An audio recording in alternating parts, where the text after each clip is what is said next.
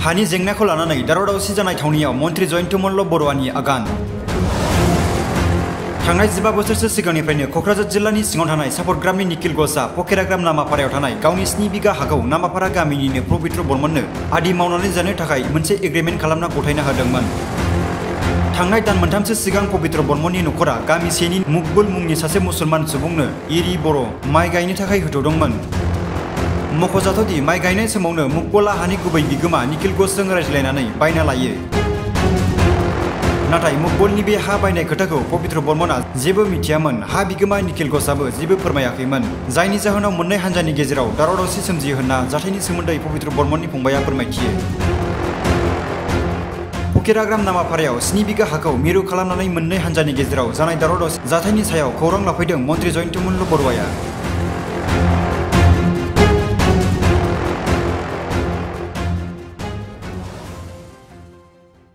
যোৱাকালি যিটো ঘটনা ঘটিলে আৰু ইয়াৰ খবৰ পোৱাৰ পিছতে মুখ্যমন্ত্ৰী ডাঙৰীয়াৰ নিৰ্দেশ মৰ্মে মই ইয়ালৈ আহিছোঁ আৰু ইয়াত আহি যিটো পৰিৱেশ দেখা গৈছে যে এই পৰিৱেশত আমাৰ খিলঞ্জীয়া মানুহ ভূমিপুত্ৰ কোচ ৰাজবংশীসকলো যেন আজি ইয়াত সুৰক্ষিত নহয় সেইটো অনুভৱ কৰা হৈছে। আৰু এটা কথা স্পষ্ট ভাষাৰে কৈ দিওঁ যে ইয়াত আমাৰ খিলঞ্জীয়া ভূমিপুত্ৰ সদায় সুৰক্ষিত হৈ থাকিব। ইয়াত কোনোবাই যদি আঙুলি দাঙি কথা ক'ব খোজে তাৰ ওপৰত আইনগতভাৱে যিমান কঠোৰ ব্যৱস্থা ল'ব লাগে লোৱা হ'ব। ইয়াত কোনো চিন্তা কৰিব নালাগে। মই আজি ইয়ালৈ আহি আমাৰ যিসকল খিলঞ্জীয়া লোক, আমাৰ লোক ইয়াতে বৰ্মন সম্প্ৰদায়ৰ বা আমাৰ কোচ ৰাজবংশী সম্প্ৰদায়ৰ যিসকল লোকক কালি এই ধৰণে এটাক কৰা হৈছে, তেওঁলোকক আক্ৰমণ কৰা হৈছে, সেইসকলক মই নিশ্চিত সুৰক্ষাৰ নিশ্চিত দিছোঁ। ইয়াত চিন্তা কৰিব লগা নাই। আৰু যিসকলে বাহিৰৰ পৰা অহা এই বাংলাদেশী মূলৰ অনুপ্ৰৱেশকাৰীসকলে আমাৰ খিলঞ্জীয়া মানুহক এনেকৈ আক্ৰমণ কৰাটো আমি কেতিয়াও সহ্য নকৰোঁ। আৰু এটা কথা স্পষ্ট, এতিয়াও তেওঁলোকে জানিব লাগিব এইখন হিমন্ত বিশ্ব শৰ্মা ডাঙৰীয়াৰ চৰকাৰ চলি আছে। যদি ভাবিছে যে ধুবুৰীত ৰকিবুল হুছেইন জিকিছে, গতিকে তেওঁলোকৰ উৎপাত বাঢ়িছে বুলি ভাবিছে, তেতিয়াহ'লে তাক কেনেকৈ কণ্ট্ৰল কৰিব লাগে আমি জানো। ধুবুৰীত ৰকিবুল হুছেইন জিকাৰ লগে লগে যদি এই বাংলাদেশী মূলৰ মানুহবিলাকে এনেকৈ আগবাঢ়ি আহি আমাৰ মানুহক, কোচ ৰাজবংশী মানুহক, এই কমতাপুৰত আহি কোচ ৰাজবংশী মানুহক, এই বড়োলেণ্ডত আহি বড়ো মানুহক যদি আক্ৰমণ কৰিব খোজে তাৰ কিন্তু যোগ্য প্ৰত্যুত্তৰ পাব। ইয়াত চিন্তা কৰিবলগীয়া নাই। ইয়াত একেবাৰে আপোনালোক একেবাৰে নিশ্চিত থাকক যে ৰকিবুল হুছেইন জিকিছে সেই বুলি ইমান সাহস তেওঁলোকৰ নচলিব।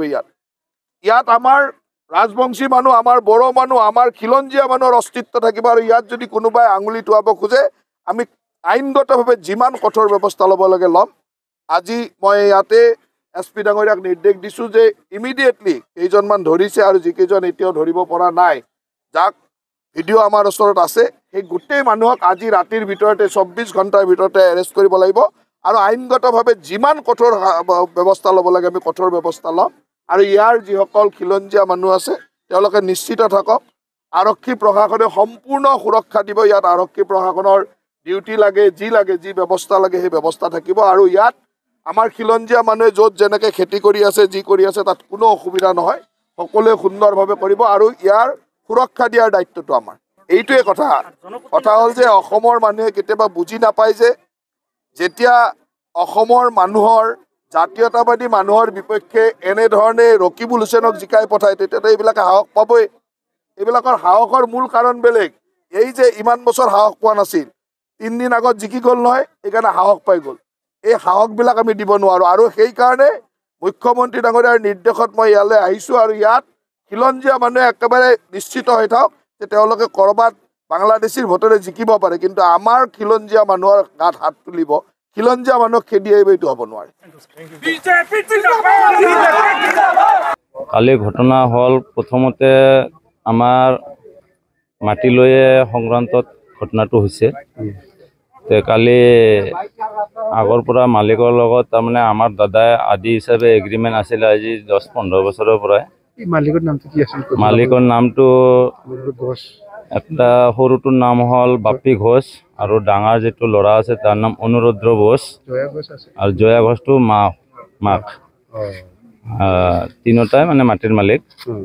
কাম কৰিব, ইয়াত খেতি কৰিব দিছিলে। আৰু আমাৰ 10-15 বছৰৰ পৰা এগ্ৰিমেণ্ট হিচাপত আদি হিচাপত আমি কৰিম বুলি আমাৰ এগ্ৰিমেণ্ট দাদাৰ লগত দিয়া আছে। আৰু সেইটো মাটি অকলে দাদাই নকৰে, আমি গ্ৰামৰ ৰাইজে মিলি জুলি কিনে কৰি আছোঁ। দুখীয়া কেইবিঘা কাম কৰিছে আপোনালোকে খেতি? আমি 8 বিঘা কৰি আছিলোঁ। গ্ৰামৰ আমাৰ দুখীয়া গ্ৰাম, লাষ্ট সীমা পৰ্যায়ত গ্ৰাম পৰে, চব দুখীয়া ঘৰৰ মানুহ, এইখিনি ৰাইজে চবে মিলি জুলি কিনে আবাদটো কৰি আছোঁ। কিন্তু এগ্ৰিমেণ্টটো চবৰে নামত দিয়াটো অসম্ভৱ, সেইজনে একজনৰ নামতে দিয়া আছে। সেইজনে আৰু বাকী ৰাইজ মিলি কিনে আমি কম বেছি কিনে কৰি খাই আছোঁ। খাই থাকিলে এতিয়া দাদাৰ লগত তাৰমানে বেমাৰ হ'ল, বেমাৰ হওঁতে দাদা হায়দৰাবাদ যাবলগীয়া হ'ল। যাব লগা হ'লে তাৰমানে আমিতো এৰি ধান এনেকৈ নকৰোঁৱে। সেই মাইনৰিটি মানুহজনে কৈছে যে তোৰ জমিটো তই এৰি ধান নকৰা, গতিকে মই এৰি ধান কৰিম, মোক দিবি নেকি?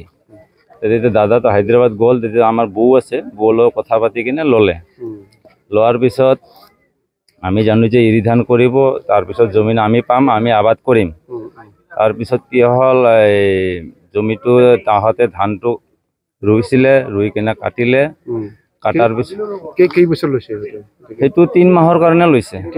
3 মাহৰ, খালি 3 মাহৰ কাৰণে তাহাঁতে এৰি ধান কৰিম বুলি লৈছিলে। তাৰপিছত এৰি ধানটো কৰিছে, কৰি পিনে কাটিছে, কাটি কিনে লগালগ হাল মাৰিছে। আমি ভাবিছোঁ এনে বোধে হাল মাৰিছে বুলি ভাবিছোঁ। বাকী পিছত যিখিনি আকৌ গোটাইখিনি কাটিছে, কাটাৰ পিছত তেতিয়া আমি হাল মাৰিব গৈছিলোঁ, আমাৰ ট্ৰেক্টৰো আহিছিলে। তেতিয়া তাহাঁতে তাৰমানে লাঠি ঠেঙা জোং লৈ কিনে আহিছিলে, ট্ৰেক্টৰৱালাও ঘূৰি গ'ল আৰু আমিও তাৰপিছত মাৰামাৰিত নগ'লোঁ, আমি পিছে আহিলোঁ। তাৰপিছত এইটো বস্তুটো আমি মালিকক অৱগত কৰাইছিলোঁ, মালিকে কোনো আমাক ৰেচপেক্ট নিদিলে। আৰু মাটিটো যে দাদাই আদি কৰি আছিলে, এতিয়া তাহাঁতে কোৱা মতে মাটিটো তাহাঁতে বোলে কিনি লৈছে। কিন্তু মাটিটো কিনি লোৱাৰ আগত যোনে নাকি মানুহ আদি কৰি আছে, তাৰ লগত এৰাব লাগিছিলে যে মাটিটো মই বিক্ৰী কৰিম, তোৰ লগত এতিয়া এৰাই দিলোঁ মাটিটো, তই আৰু মাটিটোত নাযাবি। সেইটো কথা দাদাক জনোৱা নাছিলে। নাজনাৰ ফলত আমিতো ভাবিছোঁ যে আমাৰ নামতে আছে এগ্ৰিমেণ্ট, যেতিয়া আমি ৰাইজে কৰি আছোঁ, কৰি থাকিম। সেই হিচাপত আমি ট্ৰেক্টৰ আনিছিলোঁ। ট্ৰেক্টৰ আনি নমাৰ পিছত তাহাঁতে মানে লাঠি ঠেঙা লৈ অহাৰ পিছত আমাৰ ট্ৰেক্টৰৱালাটো ঘূৰি গ'ল, আমিও পিছুৱাই আহিলোঁ। এইটো কথা আমি মালিকক অৱগত কৰিছিলোঁ। কিন্তু মালিকে তেতিয়া আমাক কৈছিলে যে তহঁতৰ গাঁৱৰ ৰাইজে তাহাঁতৰ লগত মিলা প্ৰীতি কৰি অলপ আলোচনাৰে ফয়চলা কৰি ল বুলি কৈছিলে। আকৌ আমি আহিলোঁ, আহি কিনে আমি গ্ৰামৰ আমাৰ গাঁওবুঢ়া মুৰব্বী আছিলে, আমি সকলো ৰাইজক মাতাৰ পিছত আমি গাঁওবুঢ়াক ক'লোঁ যে তেখেতসকলক আপুনি মাতক, আপুনি গ্ৰামৰ মুৰব্বী হয়, আপুনি মাতিলে আহিব আৰু মিছিলটো হ'ব। গ্ৰামৰ গাঁওবুঢ়া মাতিবলৈ গৈছিলে, তাহাঁতে নবহো বুলি কৈছে যে আমি গ্ৰামৰ ৰাইজৰ লগত নবহো, মাটি আছে আমি আছোঁ আৰু মালিক আছে আমি আছোঁ, মালিকে আমাক দিছে নহয়। তেতিয়া আমি তেখেতক কৈছিলোঁ, বোলে মাটিটো দিছে নিদিছে সেইটো আমি এতিয়া প্ৰমাণ পোৱা নাই, আপোনালোকে যদি প্ৰমাণ পত্ৰ দেখাব পাৰে তেতিয়া আমি ভাবিম যে আপোনালোকক দিয়া বুলি। তেখেতসকলে আমাক আজিকালি প্ৰমাণ পত্ৰ দেখুওৱা নাই। নেদেখাৰ পিছত এইটো বস্তু আমি অলপ EM ছাৰক অৱগত কৰালোঁ, আমাৰ 7 নম্বৰ সমষ্টিৰ অৰুপ কুমাৰ দেৱক আমি বস্তুটো অৱগত কৰালোঁ। অৱগত কৰাৰ পিছত ছাৰে কালি আহিছিলে, বস্তুটো মিছিল কৰি দিম বুলি আহিছিলে। অহাৰ পিছত ছাৰে যেতিয়া এতিয়া বহিছিলে মিছিল হ'ব বুলি, তেতিয়া তাৰমানে আমি ৰাইজে ভাবিছিলোঁ কি যে এতিয়া আমি টেকেনাটো ভালকৈ দি দিওঁ, আৰু টেকেনাটো দিলে তাখন হয়তো আহিব, ছাৰো আছে, এটা মিছিল হ'ব, ছাৰে সেইটো আশা কৰি আহিছিলে। কিন্তু তাহাঁতে কি কৰিছে, তাহাঁতে প্লেন কৰি যে আছিলে সেইটো আমি অৱগত নহয়, ছাৰো অৱগত নহয়। আৰু আমাৰ মানুহখিনি যোৱাৰ পিছতে তাহাঁতে নিজৰতো গণা গোষ্ঠীৰ ভাই ককাই যিমান আছিলে আৰু বাহিৰৰ ক'ৰ গ্ৰামৰ পৰা হায়াৰ কৰি মানুহ আনিছিলে, গুণ্ডা বাহিনী একদম লাঠি জোং দাও ৰড কুঠাৰ মানে যোনে যি পাইছে সেই দিয়ে আক্ৰমণ কৰিছে। তাৰপিছত আমাৰ EM PA গৈছিলে আমাক ৰক্ষা দিবৰ কাৰণে, কিন্তু EM ছাৰৰ PA যাৱাৰ পিছতো তাৰমানে আমাক ৰক্ষণাবেক্ষণ দিব পৰা নাই। আৰু EM ছাৰৰ PSকো তাৰমানে কি ধাক্কামুক্কি কৰিছে, আৰু EM ছাৰকো তাৰমানে দুৰ্ব্যৱহাৰ কৰিছে। দুৰ্ব্যৱহাৰ কৰাৰ পিছত আমাৰ তাৰমানে কিবাকে তাৰপিছত আৰক্ষী প্ৰশাসন আহিছে, চিতলা বজাৰৰ IC আহিছিলে, IC আৰু কিবাকে তাৰমানে আমাৰ যিখিনি ৰাইজ আছিলে কিবাকে প্ৰাণ ৰক্ষা কৰিছে। এতিয়াও সংযোগজনক অৱস্থাত মেডিকেলৰ মৃত্যুৰ সৈতে যুঁজি আছে কোকৰাঝাৰ মেডিকেলত 9 জন। সেইখিনি পেচেণ্টকেইটা আমি লৈ যোৱা দৌৰাদৌৰি কৰাত EM ছাৰে নিজে তাতে উপস্থিত আছিল। আৰু আজি চাওক, আজি জনপ্ৰতিনিধিৰ সুৰক্ষা নাই, আৰক্ষী বাহিনীৰ সুৰক্ষা নাই, আমাৰ সাধাৰণ ৰাইজৰ কোনে সুৰক্ষা দিব? আমি ক'ত যাম, কাৰ ওচৰত যাম? আমি এনেকা হৈ গৈছোঁ, তাৰমানে আমি এই দেশত বসবাস কৰিব নোৱাৰো আমাৰ তাৰমানে এনেকুৱা হৈছে নিজৰ দেশত আজি নিজৰ দেশত নিজৰ মাতৃভূমিত নিজৰ সুৰক্ষা নহয় আমাৰ জনপ্ৰতিনিধি সুৰক্ষা নহয় আমাৰ আৰক্ষী বাহিনী সুৰক্ষা নহয় আমাক কোনে সুৰক্ষা দিব গতিকে আমি বহুত হতাহত ভুগি আছো আমাৰ দৰে তাৰমানে কি হতাহত ভোগা মানুহ যে আমাক কোনে সুৰক্ষা দিব সেইকাৰণে মই সকলো দল সংগঠন যিমান আছে যিমান চৰকাৰ প্ৰশাসন লোক আছে চবকে মই অনুৰোধ জনাইছো যাতে এইটো উচিত বিচাৰ কৰে আৰু মোৰ ভাষা নাই ক'ব লাগে তাৰমানে মই এনেকুৱা পৰিস্থিতিত আছো মই কি কম কি নকম মই নিজে নাজানো আজি চালিৰ ঘটনাত মই নিজে মৰ্মাহত হৈ গৈছো আৰু এতিয়া যেটো 9 জন মানুহ মোৰ মেডিকেলত পঢ়ি আছে মই এতিয়া ৰাতিপুৱা গৈ চাইছো তেখেতসকলে নাৰী চিকিৎসা অভাৱত যেনেকে চটপটাই আছে তেখেতসকলে কৈছে আমি মৃত্যুৰতে যুঁজি আছো আমাক এটা কিবা কৰি দিয়া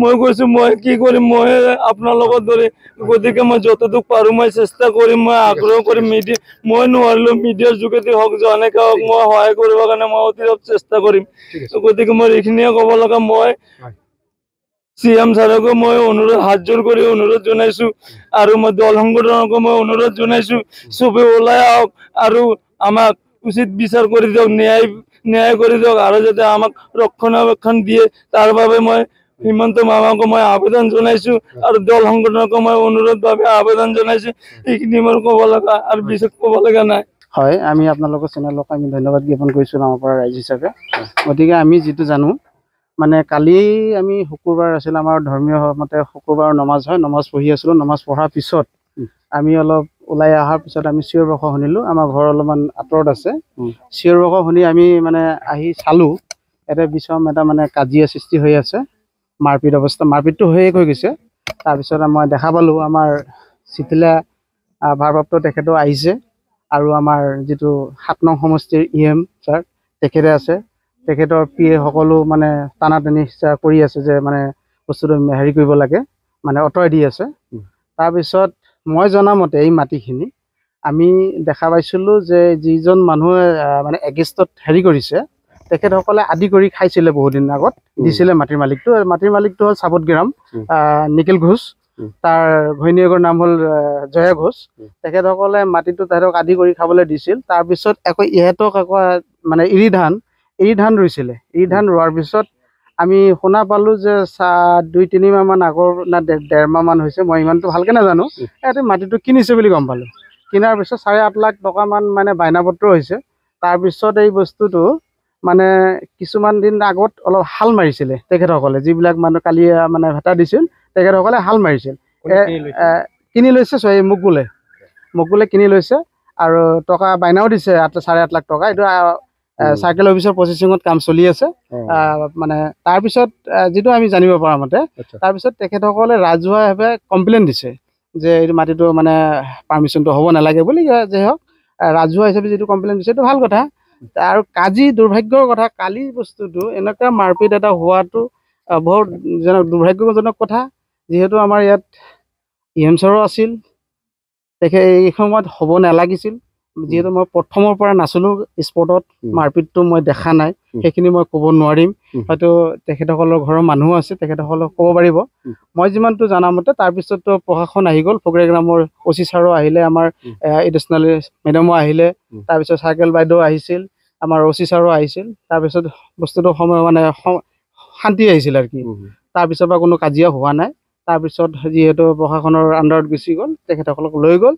ইমানটো মই জনামতে ইমানটো আছে পুলিচে আমাৰ এইফালৰ আসামী 4 জন লৈ গৈছে এটো এজন আছে আজাদ এজন আছে বাৰিশ এজন আছে মগল আৰু এজন ফৰস 4 জনক মানে লৈ গৈছে মাটি মালিকটো আগত এই গাঁৱৰে আছিল নেকি এই যেটো মাটিৰ যেটো মেইন মালিক এটো সাপতগ্ৰামত ঘৰ ইয়াত নহয় এতে মাটিখিনি আছে আৰু আছে 8 বিঘা মানে এটো বাদ দিয়া 8 বিঘা আৰু লগত আছে বেলেগক দিয়ে মানে হেৰি কৰি মানে আধি সিস্টেমত দিয়ে তেনেকে চলি আছে 8 বিঘা এটো 7 বিঘা কিনিছা মানে এটো আপোনাৰ কমপ্লিটলি এটো অফিচিয়ালি এটো হোৱা নাই পাৰমিশনটো হোৱা নাই তেলকে এটা এগ্ৰিমেন্ট হৈ পেলা মই শুনা মতে আৰু কি জানিব পৰা মতে মাটিৰ মালিকে তেখেতসকলক খাবলৈ দিছে যে তোমালোকেতো কিনিছা তোমালোকে খাই থাকা তাৰপিছত বাকি পইচাখিনি যেতিয়া ক্লিয়াৰ হ'ব কামটো শেষ হ'ব তেতিয়া বাকি পইচাখিনি ক্লিয়াৰ হ'ব সেই তেনেকৈ আছে আৰু এইটো আমাৰ যিখিনি যিটো পাৰ্টি মানে হেৰি কৰিলে সেই পাৰ্টিটো আদি কৰিছিলে আগত এতিয়া মই জানো এতিয়া মই নাজানো এতিয়া কিনিছে নে নাই কিনা নাই বুলি আমি ভালকে জানো যে কিনা নাই কিন্তু তেখেতসকলে কিনিছে কিন্তু কথা হ'ল ইয়াত জগৰীয়া মই দেখিব পাইছো আমি চাব পাইছো মাটি মালিকো জগৰীয়া আছে কাজিয়াটোৰ মূল জগৰীয়াটো মাটি মালিকো হয় কিন্তু মাটি মালিক যদি আহি যদি কথাটো কল হয় যে মই মাটি বিক্ৰী কৰি দিছো ইয়াত আপোনালোকৰ ইয়াত কাজিয়া কৰিব নালাগে আমাৰ নামৰ পৰা আমি জন্মৰ পৰা দেখি আছো কোনো জাতিগত সংঘৰ্ষ নাই কোনো এটা কমিউনেল ভাৱ নাই আমি হিন্দু মুছলিম একেলগে ভাই ভাই হিচাপত আমি মানে থাকি আছো আজি এই মাটিৰ জৰিয়তে আজি যিয়ে নহওক আজি কাজিয়াটো হোৱাতে মানে বেলেগ এটা কালাৰ হ'ব পাৰে খোজো আমি ৰাইজ আমি আগত যেনেকুৱা আছিলো তেনেকৈ যাতে আমি থাকো এটা আমি হিংসা আমি বস্তুটো নিবিচাৰো এইটো আমাৰ আপোনালোকৰ মিডিয়া জৰিয়তে আমি প্ৰশাসনকো কম আমাৰ ডিষ্ট্ৰিক্ট জিলা উপায়ুক্তকো কম যাতে এইটো সঠিক তদন্ত কৰি যাতে তৃতীয় পক্ষ কোনো শক্তিয়ে যাতে ইয়াত মানে ব্যৱস্থা কৰিব নোৱাৰে যাতে আমাৰ পৰিৱেশ বেয়া নকৰে যাতে আমাৰ আগৰ সেই শান্তিটো ঘূৰাই আনিব পাৰে মই এইটো আপোনালোকৰ জৰিয়তে মই কৈছো ঠিক আছে বেড়া দে আমি থাকতি তোরা বেড়া দে তারপরে কি হয় আমি আছি তারপর চম্পক কয় গুলি করবে কইছে চম্পক সারে কয় গুলি মার একরে আমি থাকতি তোরা বেড়াতে এটা দিয়ে নে ওরা কয় আমি চিতলা বাজারে থাকুন তোরা বাসটা সাইডে রেডি করবি আমি যেন মতো যামু তোরা বেড়া দিবি ওরা সেই কামি করছে আমরা মারি কিনে নিছি ওই যে ই বানাই কাগজটা ই করছি কাগজ ঘরত আছে 9 লাখ টাকা দিছে বাইনা করেছে 7 বিঘা কিনেছে 7 বিঘা কিনেছে মাটি আলার আরো 8 বিঘা আছে ওই যে বংশীরা বেয়া দখল দিয়ে হাল বইছে মারপিট হয়েছে চম্পক স্যার কইছে মার বাঙালিক মার গুলি কর ওই যে অফিসার আছে ওই যে চম্পকের সাথে অফিসার গুনে আছে কয় গুলি মার চম্পক কইছে গুলি মার ওরা গুলি ওয়ান করছে বললাম গুলি মার আপনার গাঁও নামাগাঁও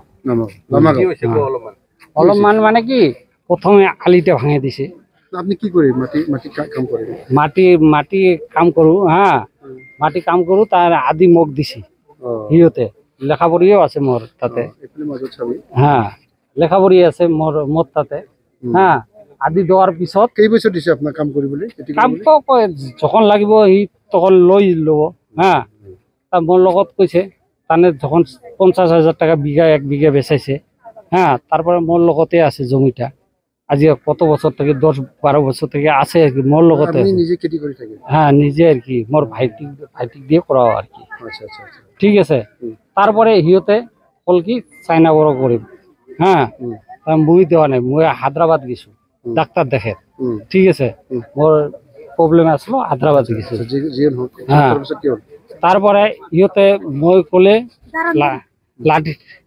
লাঠি ঠেঙা লৈ যায় হ্যাঁ লাঠি ঠেঙা লৈ যায় ওই দিনও মোক মারিবার গেছে সি মোক মালিকক মই লৈ আহিছে মালিকক লৈ আহি দেখালো বলে এই যে আলিটো ভাঙিছে মোক দেখার মোক দিছে যখন জিম্বা দিছে তার দেখার তো আইন আছে নহয় ইহঁতকো তো দেখার আইন আছে পরে দেখালো দেখার পরে ইহঁতে কি করে লাঠি ঠেঙা সবগুলো লৈ গেছে ওই দিন মোক খেদে দিল খেদে দেওয়ার পরে মালিক দিলে এই ইহঁতে এই যে কি চোরমুখগুলোর বেটা টেটা সব দিছে এই চোরমুখ নরসাদ ফরসাদ এগুলা আছে হ্যাঁ আপনাকে দিছে হ্যাঁ খেদিছে তারে মুই তো কে দিলে আপনাকে এটা মাটি আমি কিনেছি হ্যাঁ ওই মাটি বলে কিনিছে সিহঁতে এটা কেনে গেলে আপনাকে দিছে হ্যাঁ আর মালিকে মোক কবা লাগিব না বলে হ্যাঁ না বেচাইছে বলে না কোয়া নাই আর মালিকও কয় নাই বলে তুই ছাড়ি দে মই গাবুরক জানাইছো আচ্ছা এই আমার গ্রামের গাবুরা আছে গাবুরক জানাইছো বলে এইরকম আরো সাক্ষীও আছে 3-4 জন সাক্ষী কাম কৰিব দিছিল নাকি হঠাৎ তো কাম মই কৰি দিম মই হায়দ্রাবাদ মই গেছো এই মই 30 হলি দিছে এই যে 30 হলি জনে দিছে ঠিক আছে মাটি বেলেগৰ কাম কৰিব দিছে আপনি মোৰ ভাইটিক দিছো ভাইটিৰ পৰা ইহঁতে লৈছে তানে ভাইটিৰ কৈছে কয় মিচিং থিচিং মোর আছে তোক চাইনা বড় গাড়িয়া হ্যাঁ তো পিছত দিবি মোক ভাগ ঠিক আছে ওই অর্ধেক করেছে, মোর ভাইটি অর্ধেক করেছে। ঘটনাতে কি কাজিয়াতে কি হল? কাজিয়াটা ওই এইটা, তার মালিক ফির মোক কইছে, বড় ভাইটা বলে ওই যে অমুদ্র বসু, হ্যাঁ কইছে কয় তুই 2 লাখ টাকা করে দিস, আগত তো 50,000 টাকা বিক্রি হয়েছে, হ্যাঁ এইবার 2 লাখ টাকা করে দিস। ও ঠিক আছে হব। আরো কয়েকজন মানুষ দিয়ে বসি আলাপ হয়েছে। আলাপ হওয়ার পরে তুমি বলে 3,10,000 করে বায়না দিয়ে আছে। যারা কাম করেছে ওরা? হ্যাঁ, তাহলে 1 মাস হতে কি জমি বিক্রি হয় নাকি? এই হলো প্রবলেম। তারপর মুই যখন যাই জমিটাতে লাঠি ঠেঙা নিয়ে আসে। এই বিঘা মাটি আছে এতে 7 বিঘা 4 লেসাক কয় কাটা আছে, কিন্তু আলি ঠেলি ঠেলি না হলো 4 হাত আগিয়ে যায় আছে। মুই যখন আলি ঠেলে যখন কম তখন লাঠি ঠেঙা লই যায়। 50,000 কেই বিঘা মাটি লৈছিলে আপনি? আমি লই নাই, এই ইহতে লইছে। ওই যে সামনে বাড়িটো আছে নহয়, ইহতে 1 বিঘা লইছে 50,000 টাকা দিয়ে। ওই তখন পরা মোটতেই আছে জমিটা। তারপর তখন 50,000 আছিল 10 বছর আগত। তারপরে তো কম হবো না, বেশি তো হবো না, কমর পরা তো বেশি হবো না। ওই তখন 2 লাখ টাকা বন্দোবস্ত হয়েছে। বন্দোবস্ত হওয়ার পরে সব এই যে বায়না দেওয়ার পর এই কেসাল লাগিয়ে গেল।